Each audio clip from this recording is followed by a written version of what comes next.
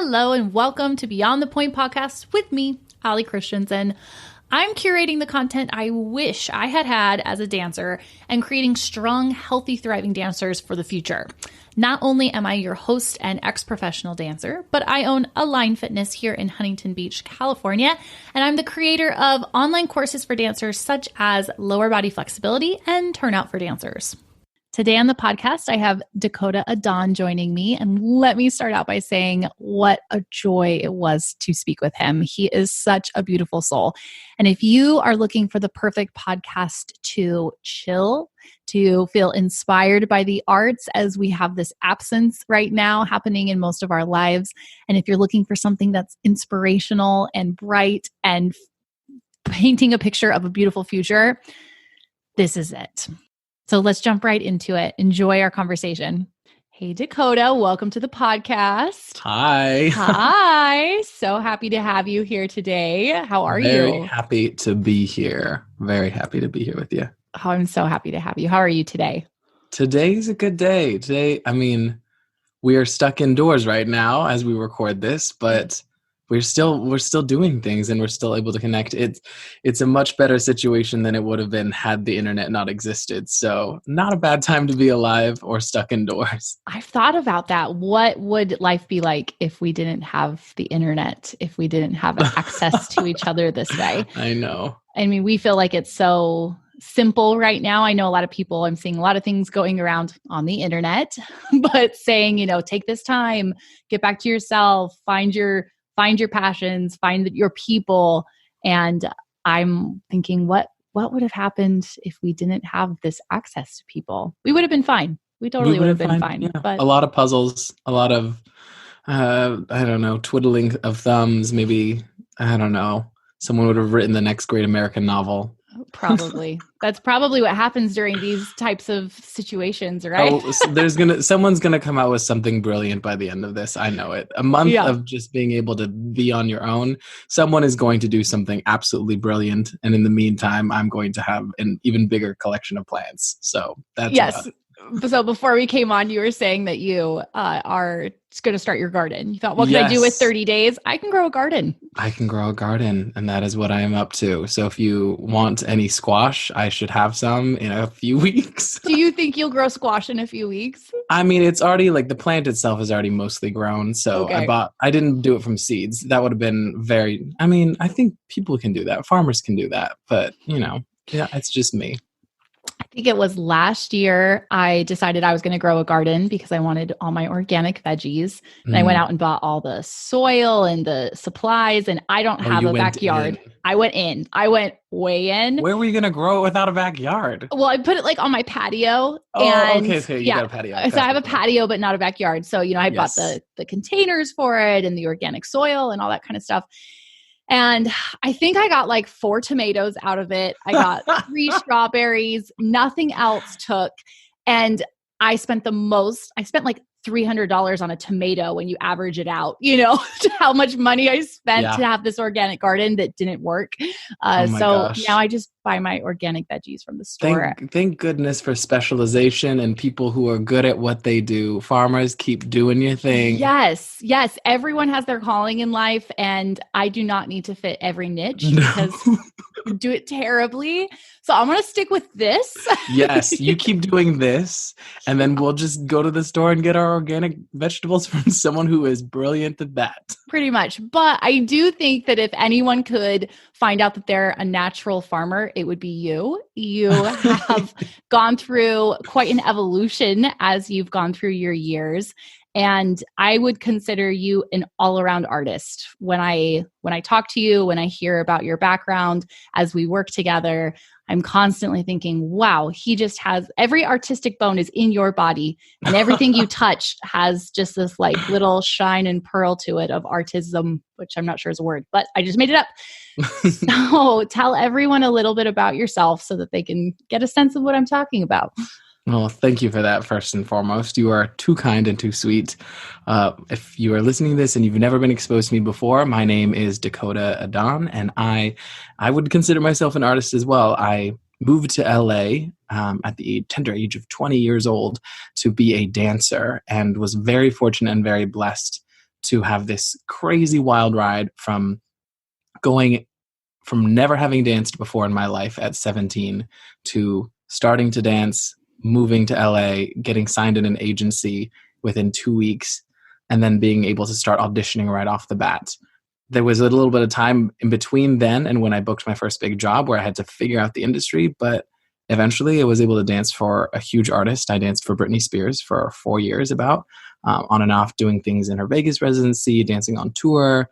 And it's been a wild ride in dance. And then from there, I started creating content, became a travel content creator, worked with tourism boards around the world, traveled to something like 30 plus countries, seen most of the wonders of the world, been to India, Egypt, all over, and then started to miss performing. And so then I came back to LA, and this time I came back to LA to dance again and also to write a little bit about my story and about some of the things that I saw.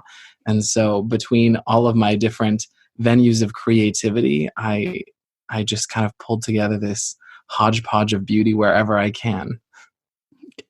My goodness. I know. In 10 years. In 10 years. That is a lot to accomplish in 10 years. I think that speaks a lot to your commitment to being in the moment, because I think that it's really easy for all of us, whether that's in dance or if it's just in whatever we're pursuing in life, to look outside of ourselves and think, well, they have this, they have that, I want to do this. And we're not always meant to do things. We're not meant to do things the way someone else is. The way you did life is not the way I'm meant to do life.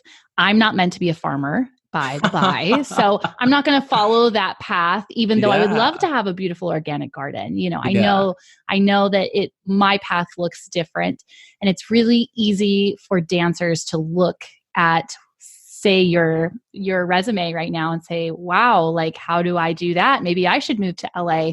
Maybe I should start dancing and do this. Maybe I should travel the world and I can have what you have.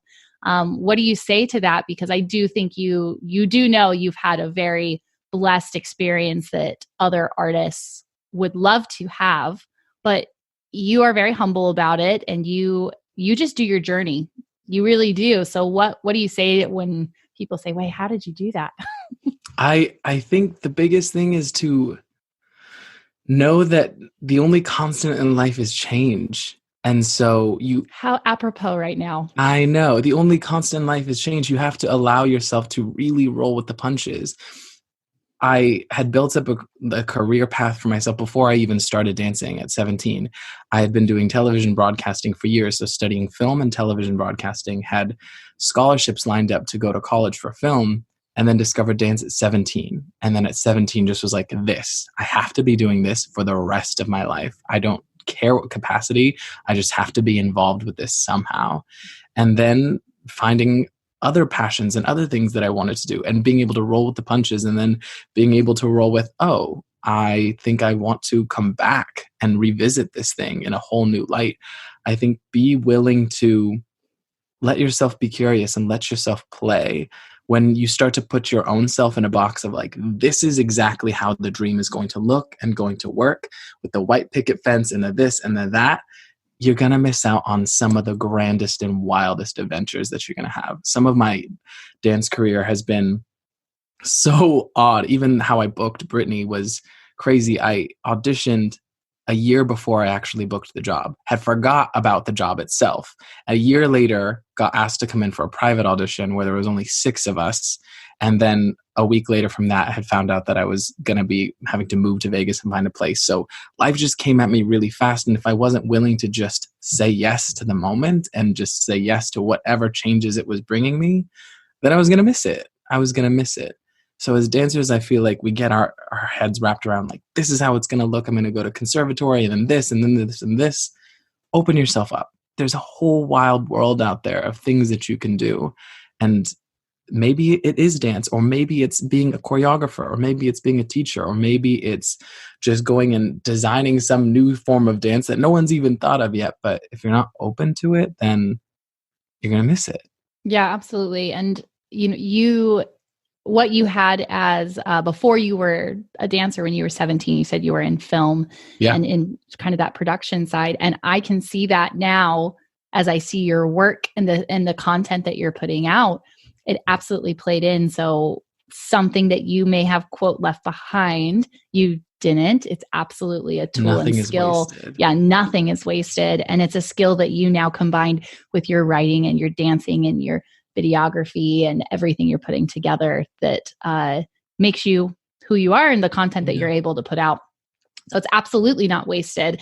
And I feel like right now, this podcast is going to be very dated because we know we're all at home, right? Like we're going to look back and be like, oh yes, I remember that time of life when I listened to the podcast because this is where I was. But that constant change and saying yes to things, I even just last night had to remind myself that the change is good because last night they put the basically lockdown on California. Yep. And I had just had such a great day I was in the office by myself. I had set up my whole virtual setup. I was feeling so great about the way life was going to go. And I was thinking I could do this for a month. If I need to do this for a month, no problem. And then I got home and we got the news and we literally went back to the office and we're now sitting in my bedroom, not we together, but I am in my bedroom. And I'm in my bedroom. Yes. And I know this is exactly what everyone is going through right now, but just even that thought of, I don't want to do this in my bedroom. I want to be in the office. I want to have access to the things that I can. And the accepting of this is a good opportunity. Saying yes to this is going to be good for me and the dancers and my business and you. So here we are, a few hours later, just saying yes to it. And that's what we're all having to do right now, whether we're doing it willingly or kicking and screaming. Absolutely. There's this analogy that one of my favorite preachers uses, and he's like, the river is in flow. It's happening. You can either fight it or you can just let it take you. And that's a lot of things in life operate that way. You can either fight it or you can let it take you. And you can take that in a million different ways. You can take that in your career journey. You can take that into, you got the body you've got. And so if you're a dancer listening to this, you could fight it all you want, but you've got the body you've got, or you can learn to work with it and be like, this is my temple. This is my body. This is my instrument. How can I best utilize this thing? You can do it fighting and kicking and screaming and scratching and clawing, or you can learn to love it and kind of just take it for the ride that it is. Yeah. And I've always noticed this, but I see it now more as a adult watching the children, we've made that switch, I guess. When did that happen? I know, right? It happens sometime. I don't know. But I see that when we can accept who we are, and that's always a journey and always getting deeper in that acceptance. But as you're talking about body type and just saying, this is the body I have. And I think about how many years I spent wishing my quads were smaller, such wasted thought. I could have been doing so much more with my brain power and my life instead of thinking, what ways can I do to make my quads smaller? What opportunity would I have? Would I have been let go from this audition? Would I, if I had just rocked the body I had? I really believe that some different doors would have opened. I really believe that because confidence shines through. Absolutely. We all know, we've all seen a dancer that you look and you can't stop watching them. And when you really look, there's they don't have the smallest thighs. They have a booty. They're too short. They're too tall. They're, quoting all this stuff. But yet you can't take your eyes off of them. And they've been accepted. And they're slaying. Yes. And it's wait a second. Why am I drawn to them? Because they have, quote, too big of thighs. No, they don't.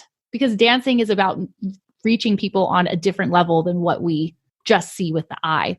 And if we can accept that, you're going to find the job opportunities, the people, just the opportunities that are going to allow you to shine through. You're just going to have such a leg up. Oh my gosh. Yeah, literally. Such a leg up. Literally, you'll have a leg up on everyone else because you won't be fighting an extra battle. An audition is a battle in itself. That is a struggle. And you won't have the extra battle of your own head going on while you're just trying to learn choreography and perform. you'll make it easier on yourself. So Yeah. absolutely. So much less stress that way. Well, you have been in a lot of auditions, I'm sure. And Quite a few. yeah. Yeah. And as us all, I'm sure there's been some really great no's and obviously some really great yeses, but as many yeses as we get, I'm convinced, because I haven't talked to anyone that has proven this wrong, that as many yeses and as awesome as your resume sounds, there have been like 10 times the no's. And absolutely. My first year in LA, I didn't book a single job. I went from this miracle story of, so when I first started dancing, I went and I took a dance class. There was an advanced hip hop class at a little studio in Oceanside, California. I took this class and I just knew, I was like, I have to do this the rest of my life. My parents were not about to pay for dance classes because they were like, no, you're going to go to film school. So I was sneaking into this dance class, like literally stealing, don't ever steal, dance classes from the studio. And the studio owner walks in and she saw me, and I didn't know she was the studio owner, but she starts asking me about where I got my training from and who I was. And I just told her, I was like, I've never had training before. And she just gave me a scholarship to dance there. And my life kind of like built upon that. I got a scholarship to dance there. I went and auditioned for Culture Shock LA, which is this hip hop troupe, and made it in like after dancing for only a few months. Everybody was just saying yes to me, including my agents just saying yes to me. And then I got to LA, and then a whole year goes by of not booking a single job. So it was a real reality check of, oh, I have work to do. I have work to do to learn how to audition, to learn how to be the better dancer that I can be, because everyone here is the best at their studio. Everyone here is the best in their little town. Everyone here is top notch. And you can't just expect people to hand things to you because, well, everybody's handed to me so far. So yeah, I have had plenty of no's. And some of them are like dumb no's that people all complain about, where it's like, oh, I went in and they just typecasted me right away. I'm like, yeah, that happens. You learn real quick that happens. Yeah, I want to come back to that in just a second, but I'm having so many dancers right now who are making the jump from their pre-professional training into the dance world. And, it, like we say, into the dance world, but where they're no longer in the soft, comfortable little womb of their dance studio where all of their teachers love them. And even if they're mean to them, they love them and they're trying to mold them and support them. And then they get out into the world where they don't have that blanket underneath them. And holy cow, is it challenging. And this year, I don't know, it's the clients I have, whatever's happening. I am just always reminding them that the work for you as a person happens after schooling. I think that is true in normal job life. That is true in my business. That is true as a dancer. Everything I've done so far has been more work than I thought I would ever have to do. I thought it would be much easier to be out of school. Yeah. And I think if we can know that going into our professional careers, whatever that is, whether it's in a dance studio or it's in a cubicle, knowing that the work and how you progress in life just triples after you're in school. And that's not to make it a daunting thing. You just got to know that it doesn't stop happening. You still have to work, and you still absolutely have to put in the effort of how I'm going to get myself here, because there's no longer anyone behind you saying, do this, you should take this, you should be here, you should do this better. You are the only person who's doing that for yourself. Yeah, it's really tough. And I think it would be such a joy and such a help to dancers listening to this if you are not at that point yet. And even if you are at that point, develop a really great work habit and work ethic. Develop that into yourself right away, because it has to be inbuilt into you. So that way, when no one is telling you anymore, you need to be training or you need to be working on this, be able to self-correct, be able to self-edit, be able to make yourself better, because there's not going to be studio owners or teachers who come and give you that personalized feedback. It's not as prevalent once you get into the working world. The people who advance the farthest are the ones who can go and they can fall in love with the work. And that was the biggest blessing that anyone ever said over me. They said, I just pray you fall in love with the work, because that's all you have a right to. You might book a job, you might not, but you always have the work, and the work is what really matters. Oh my gosh, so perfectly said. That is so perfectly said. I get a lot of dancers, especially when I do group classes or I go into a studio. So I have more of a, a number, a selection than just the one who's coming in. And when I ask them what they are working on, what corrections have you been getting? It's common that I hear them say, I don't really get corrections. I'm like, okay, that might be possible because there's 30 of you in a dance class, but what corrections has the teacher been giving the class? And sometimes they can't tell me. And that is a big issue. That's a big problem. Absolutely. You are not learning to self-correct. And as you just pointed out, the people who make it far in life and get the things, get the feelings that they want. I won't say the things because we know that everything looks different and probably half the things you thought were going to happen in your life didn't happen, but these things you have now are 20 times better. But that came from you knowing how to make that work happen. And that is the smallest and best example I could give to a dancer and a parent when you're talking to your kid and you're asking them, what did they learn today? If they're like, well, I didn't really get corrected, or no, nothing, I'm really great. Sure, they're great. Like they're your princess. My mom always said I was your princess. But the kids that are making it where they want to go are the ones that are not thinking, my teacher didn't correct me. They're thinking, I got 100 corrections today by what happened in the studio. Absolutely. And what's happening around me. And I think of that in my own life. I've always said this, that I want to learn lessons by other people enacting them. Truly, if you don't want to hit every brick wall that everyone ever has, that's going to be so painful. Yes. Every time the teacher says something is an opportunity to be like, I can work on that. I can work on this. I can work on this. I literally, to the extreme, will be in classes, and whenever a teacher says something, I assume they're talking to me.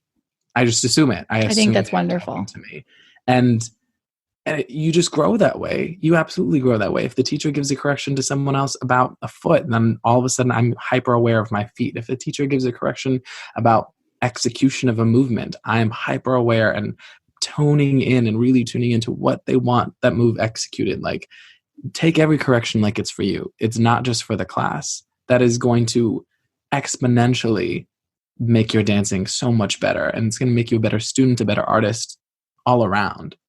Yeah. Do you think that that's something you had when you were studying film before you started dancing? Yes. You had that curiosity.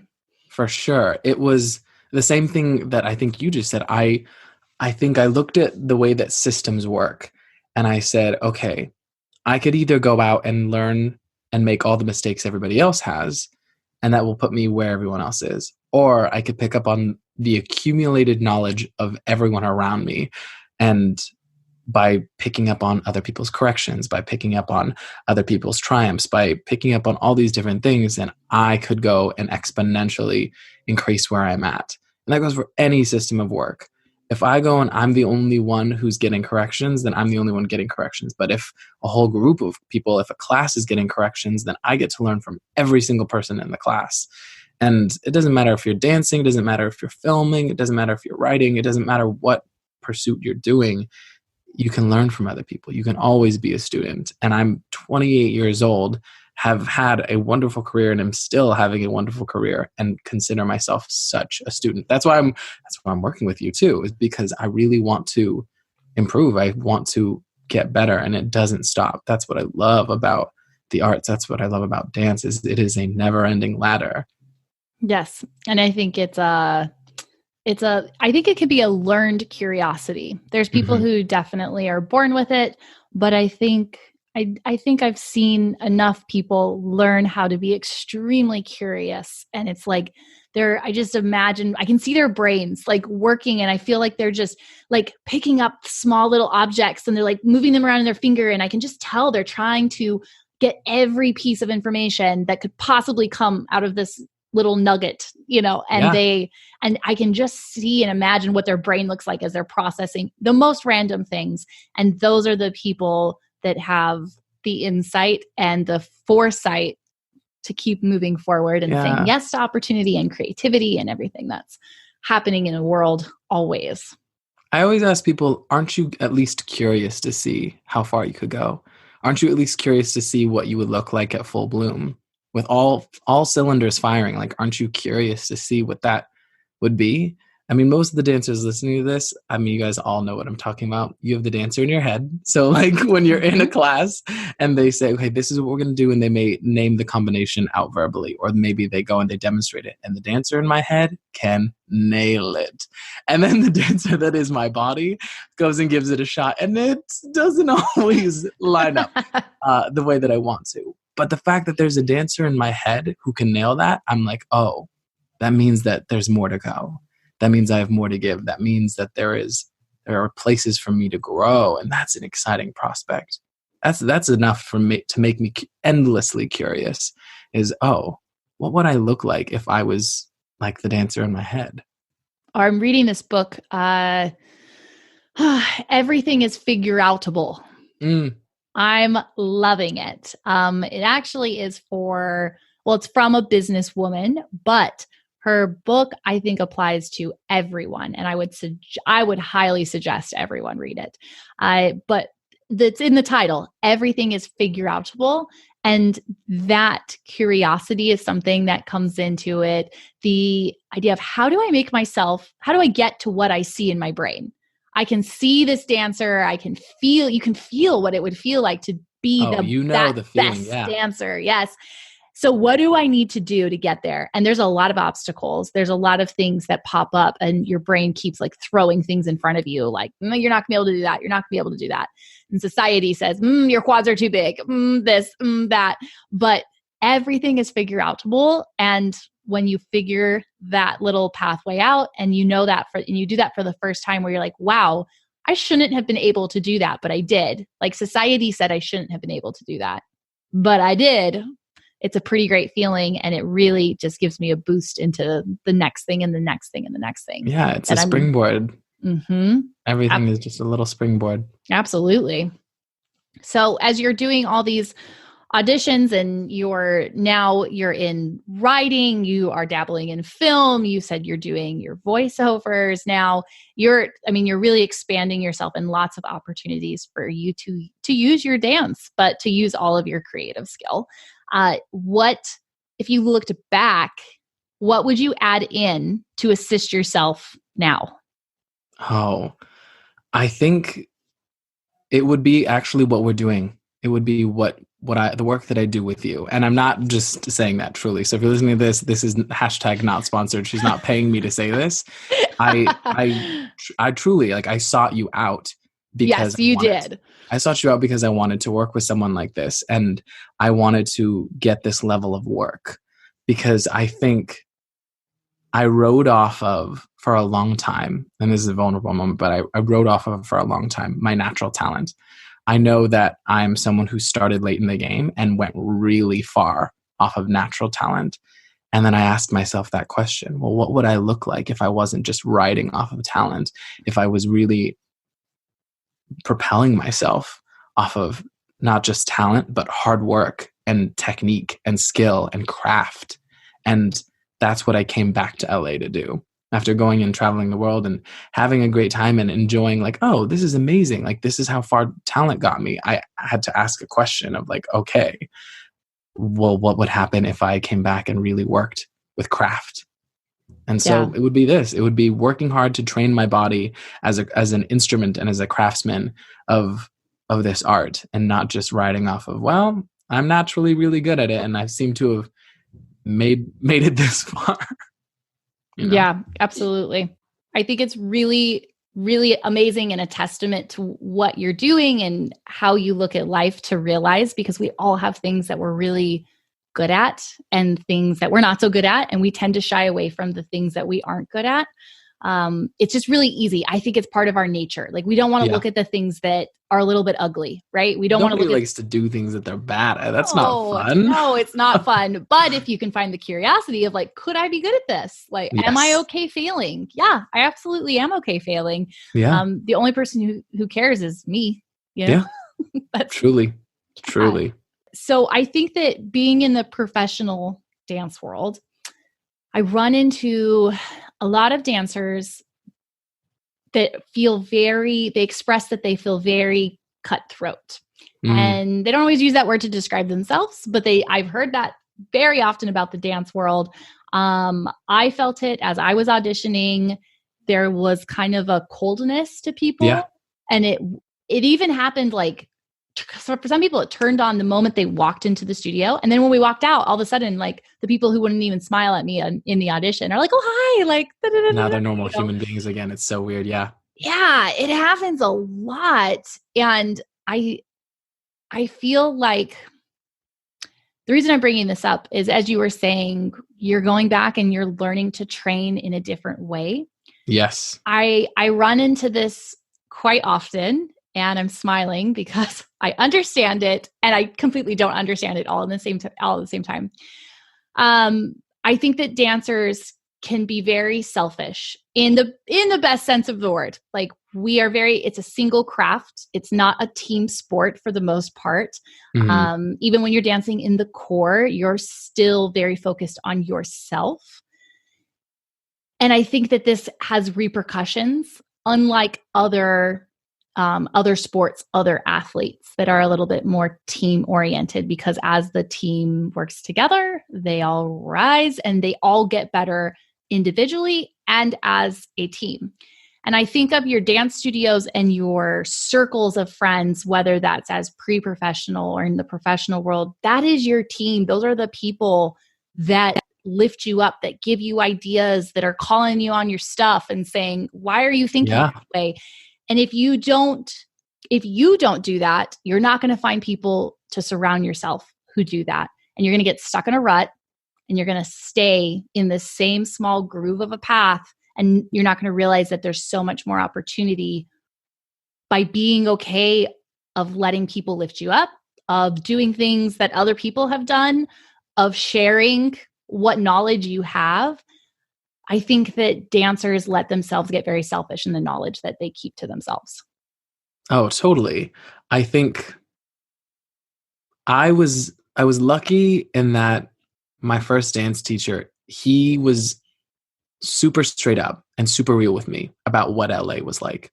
He had been a professional in LA for a minute too. And so he let me know. He's like, there are people who will just slit you down at the ankles for the work or for the job. It gets that cutthroat. But I also got some really good advice when I first got to LA, and it was, be careful who you put yourself around, because it can be that way. But now looking back, having been in this game for at least 8 years and had a great time in it, I have made some really wonderful relationships and have seen how relationships also can do the opposite, and they can really lift you up, and how a rising tide really does raise all ships, and how as dancers, you will find this out if you have not already found this out. We as dancers probably make some of the lesser salaries when it comes to being on sets.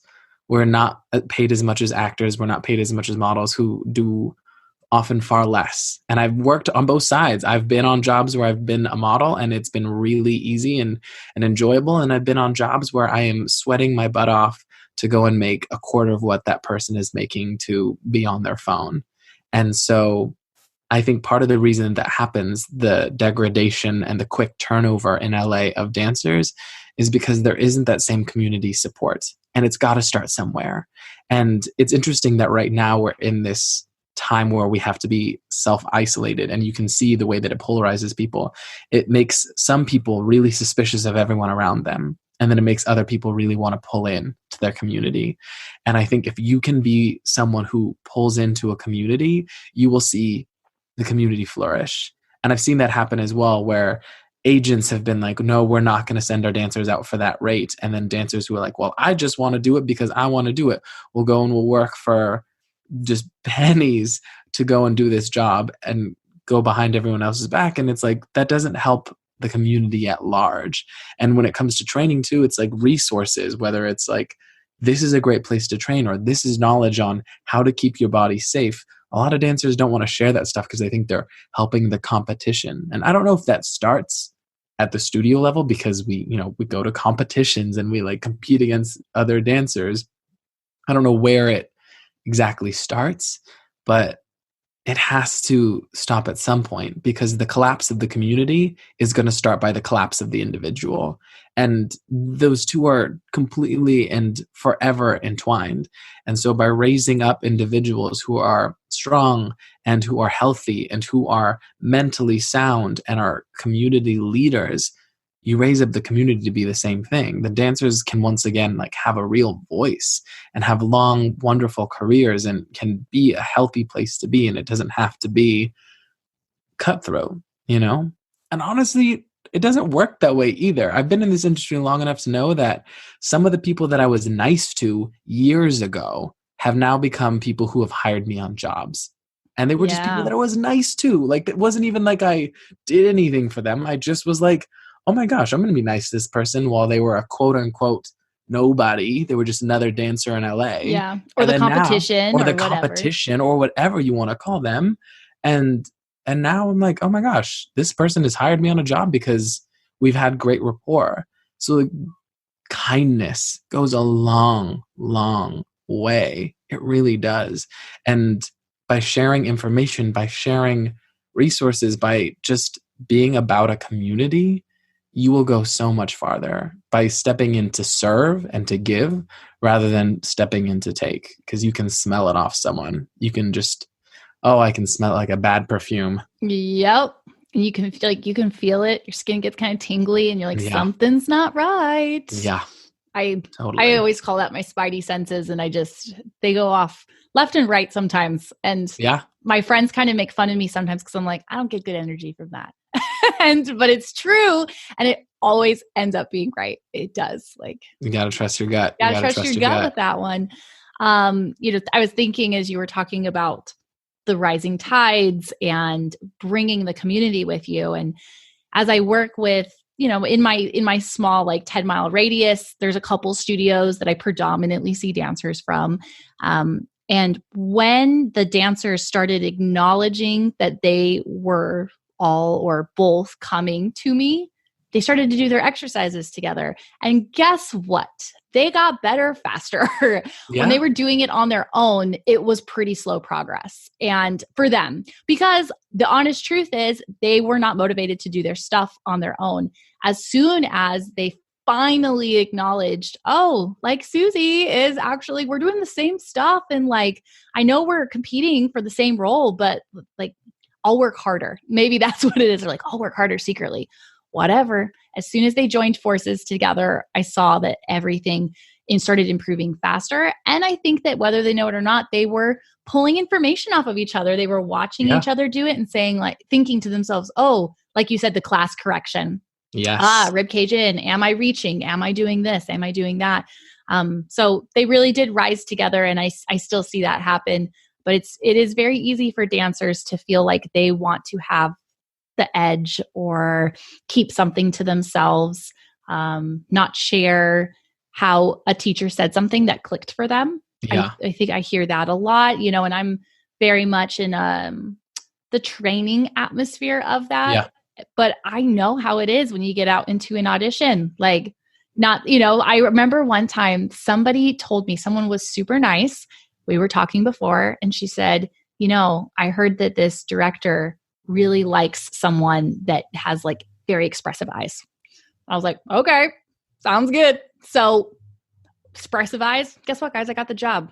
I don't know. Like, it could have not been that, right? She could have been, I guess she could have been telling me the wrong thing, but it worked, So someone was kind enough to say, like, I know I'm going to get the job if I get the job. Like, it's you having expressive eyes is not really going to change what happens to me.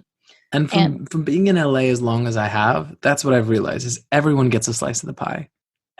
Your time will come, and you have to trust that your job as a dancer, if you want to be a professional dancer, if you want to be a professional artist or anything in general, your job is not to book the job. Your job is to be ready for when that job comes.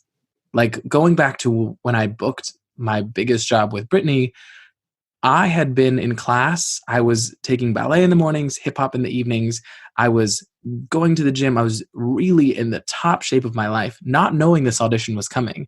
And then when it came, I just knew. I was like, this is mine. I am at the top of my game. And if someone else is at the top of their game and deserves it more than me, then and they get it, then okay, cool. They get it. But I know I'm at the top of my game right now. And so I'm going to nail this.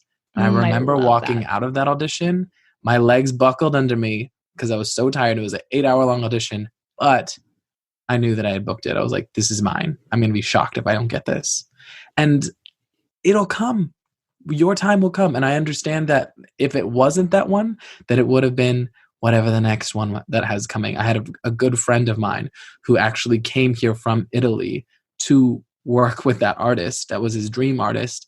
And he ended up booking Taylor Swift right before. So it's like he got his and I got mine. We all are going to get our time in the sun. And really, it's just about knowing that, like, my job is just to be ready. My job is just to be ready. It's not to go and cut down other people so that way they're not ready. It's not to go and hide information. It's make myself as great as I can possibly be. And, hopefully make some wonderful relationships. The goal is not to book one company, one job, and have like a one-time firework thing.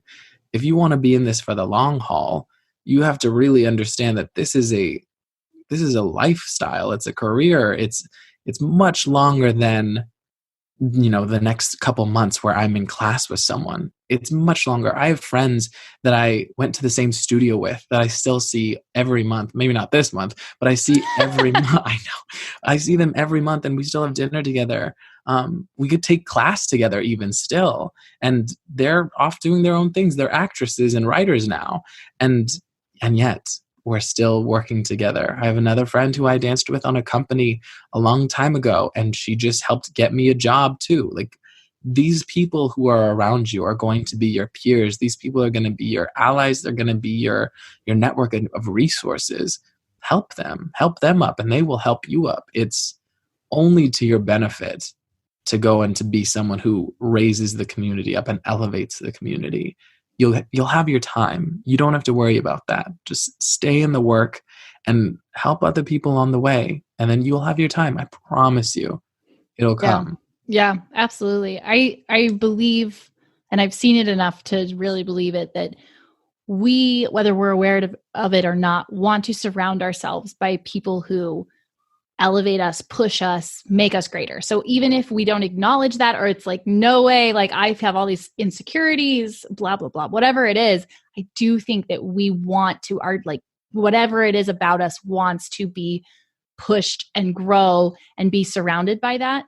Yeah. And when you approach your life in that, I'm forming relationships, not jobs, not opportunities. And I could take that one both ways, I think, with that, but you're not forming a job, you're forming a relationship. I have the same experiences in dance, and it's even just tenfold now as I am always making connections and talking to people in many different realms. And most of the time, the quote networking that I do, 2 years ago, I didn't see anything or hear from that person until yesterday.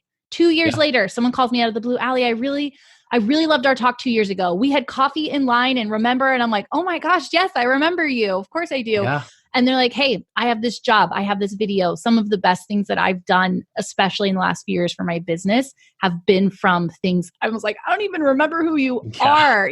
Like that was so long ago, but we made a connection. It was not a check mark on my resume, and they feel it. I feel it when I'm talking to someone and they're being authentic and we make an honest connection. Then I remember them. I remember those people. I remember those feelings I had. And I know from life, running a business, working with people, forming new friends, that I would rather have someone in my circle that's authentic and willing to learn than someone who's qualified. Yes. I don't want to work with somebody who's not nice to me, but they have all the check marks. Like, it's pretty miserable. I would rather work with someone that's wanting to learn. Yeah, that will happen 99% of the time here in LA too. And when you first come to LA, you might bemoan that. You might be like, this is unfair. I feel like I danced better than them. That's nice. But they have a relationship. They have a relationship which is more valuable. And so understanding this is a long game. I love one of the things my literary agent said to me when I was going in, we were selling my first book, is she says, the goal is not to sell a one-time like bestseller. She's like, you might, but the goal is not to do that. It's really to have a volume of work, a whole body of work over your lifetime that goes and just continues to unfold even after you're long gone. And so the same thing I think with dance, it's like your goal is not to just be like, oh, and then I peaked at whatever age, whether it's when I was at the studio or shortly thereafter. It's like, I want to have a long and just beautiful career. I've gotten to dance with dancers who are literally 40 years old and dancing back up for big stars. And that means that they've had crazy careers and had to take care of their bodies, had to build relationships, but they've had a wonderful time. And dance doesn't have to be a gnarly experience. It can be that. It can be a wonderful lifestyle that you get to meet some of the coolest people, travel to some of the coolest places, and do some of the coolest things. And it really starts by changing your mindset from being kind of egocentric around myself to community centric around like, okay, well, what's happening in the community? Where can I serve? Where are my talents best served here? I love that. And that's so where we are right now, just in the world, as we're all sitting here in our isolation. Yeah. It is even, oh gosh, I was at the grocery store last night and I noticed within myself that I personally felt more calm and patient because I realized we were all going through the same thing. Yep. We're all literally in the grocery store for the last piece of chicken. Yep. And I'm okay, and it was, I've noticed that people in my area, I hope that this is how it is all over, people have been kinder, calmer, more outward focused. It's like we're kind of looking at each other, even though there's a little bit of hesitation. And there's just this acknowledgement that's not normally there. Normally, there's a lot of like glazing over. We're very focused on our routine. And I can say that for myself too. I go in and out the grocery store as quick as I can sometimes, but where I am not an impatient person in general, it was kind of eye-opening for me to realize that I recognized in myself I was being more patient, and I would consider myself a patient person. Yeah. But it's opening my eyes to that community and thinking of how do I contribute without getting close? How do I contribute without with all these restrictions? Yes. I think this is going to be a great lesson for everyone. I really do. I think it can be a really big unifier, and it really can go either way. I see people who are like becoming massively suspicious of everyone around them, but I also see people who are just opening their arms and being like, how can I help? How can I be of service? And I don't even have to say like which pays off in the end, and I think it's the same way if you approach anything that way. I remember being in ballet one time, and I have this amazing ballet teacher up here, and she's from Japan. She has this super thick Japanese accent. She's the cutest little thing, and she was talking about how a développé is not a shape. It's not my leg is here, like smacking my face. She's like, it is a movement. It's emotion. It's an internal feeling that happens, and where your leg gets, where your leg gets. And that like, we're all on a different journey. And that's like the height of the leg is going to be individual to your own, but it's a movement and it's a feeling. And it's like this internal journey over this external shape. And that is super esoteric, but I think like that's the biggest lesson that I've learned from dance is that if you work from that internal place of like, I'm trying to be a good person, I'm trying to be a light, to be someone who brings joy through this thing that I do called dance, then it will show, and your leg will go where your leg's gonna go. But going and knowing that it's a movement, it's not an external shape. Don't try and copy the external shape. Go and try and find what is that internal movement that's happening. Work from that place, both when you're actually in class and then on an emotional level, work from that place. And you're going to see your life just blossom into something beautiful. Yes. Oh my goodness. I want to end there. I want that to be like it. Solid. Solid.